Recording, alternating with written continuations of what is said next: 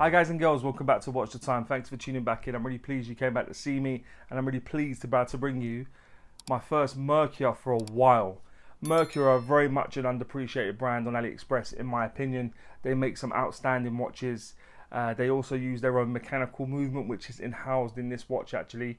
This is just what I'm calling the Merkur World Time. I couldn't find a model number for love nor money, to be honest, but this one looks exceptional. You got the globe on there, you've got the world time function going around the edge, and you've got the crown at the 10 o'clock to function that, and it just looks beautiful, to be honest. When I saw this, it kind of reminded me of the Sega Design Blue Planet. I'm not saying it's going to be executed to the same level because the Blue Planet is a lot more expensive, but sort of for £100, when I saw this dial, I was like, I need to get this in. I really do, because I think it looks stunning. Functionality, finishing. I know Merkur make outstanding watches, so for that price, I thought this was too good to miss, really. Does that continue to be the case? Because sometimes you do look at watches, especially on AliExpress, and the photos are not very representative of the watch that arrives. I do appreciate that, but I'm hoping that isn't the case with this watch, because Merkur is a brand that I do trust a little bit more than some. So hopefully by the end of the video, you know if it's for you or not. If it is, please use the affiliate link in the description. If it's not, then hopefully I'll bring you something you like in the future. But with that being said, I will stop going on, and it's about that time to get the camera turned around and get on with it. Hi guys and girls, so this is the watch. Slightly different packaging for Merkur. Usual, it's normal, does look like this. It's a zip case, but this is sort of red as opposed to normal colour. Yeah, like I said, you've got a zip, start opening it up.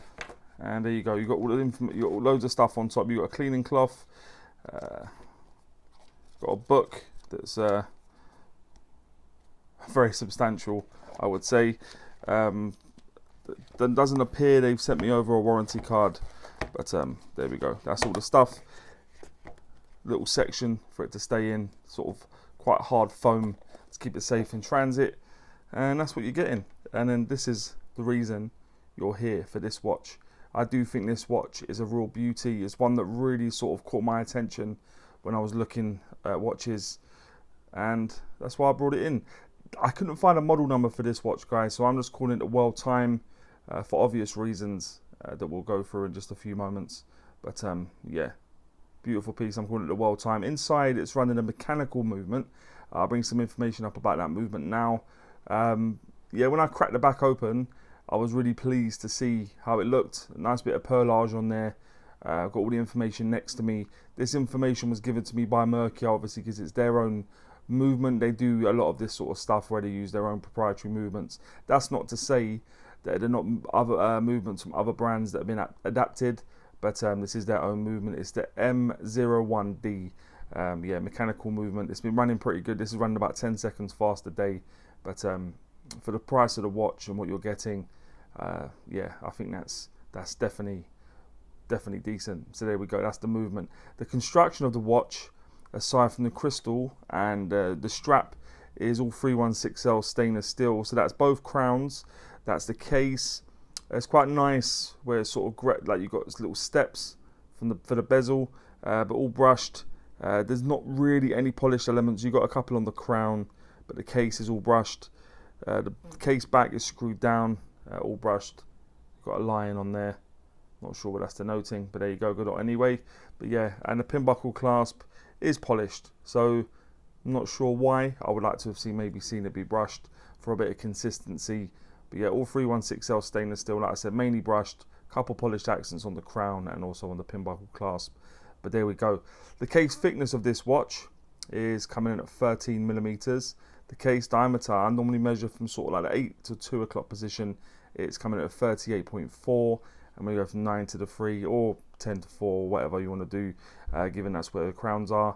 It's coming at 41.5 millimeters. The lug width on this is 20, and the lug to lug, tip to tip, is 46.5 millimeters. So good proportions there, guys. I think you'll agree. Yeah, I think it's well sized.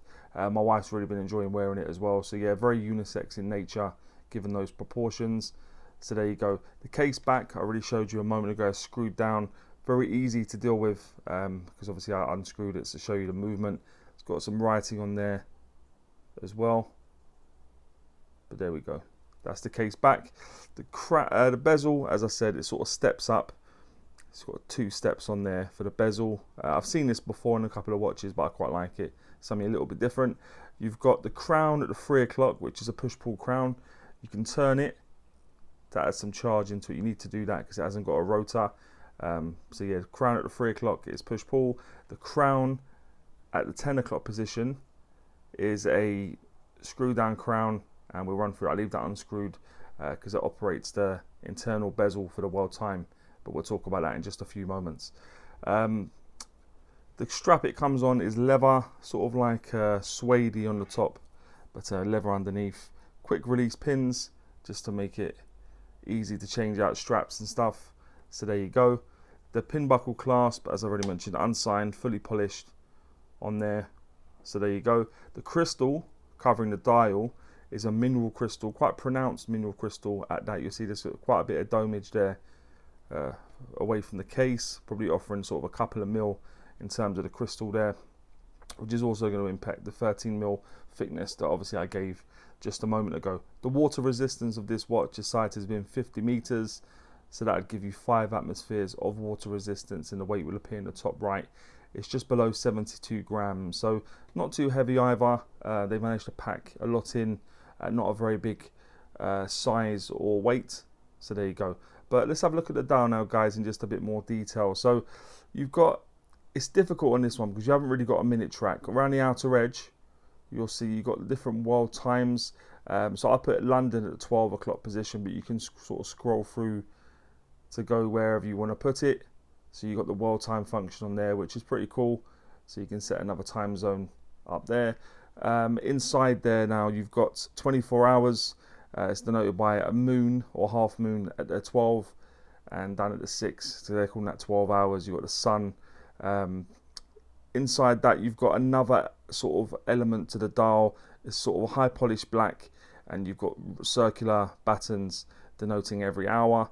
Inside that, you've got the world map. It's mainly showing Africa on there, but there you go. Looks pretty cool. I think that's a nice bit of art there, really. Inside there, high polished hands, good proportions. They come out to just where the hour from 1 to 24 is going through.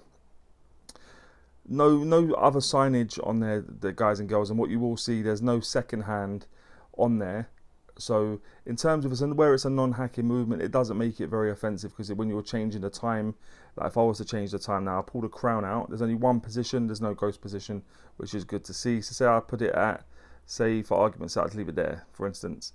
You can set the time exact, and it will start really from there. So it's quite easy to set the time, as I said.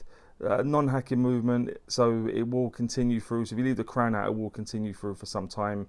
But I think for the price you're getting this, with the functionality and just the way the dial looks generally, it's got a lot going on, but they've done it well in terms of it's executed well. It's not too cluttered.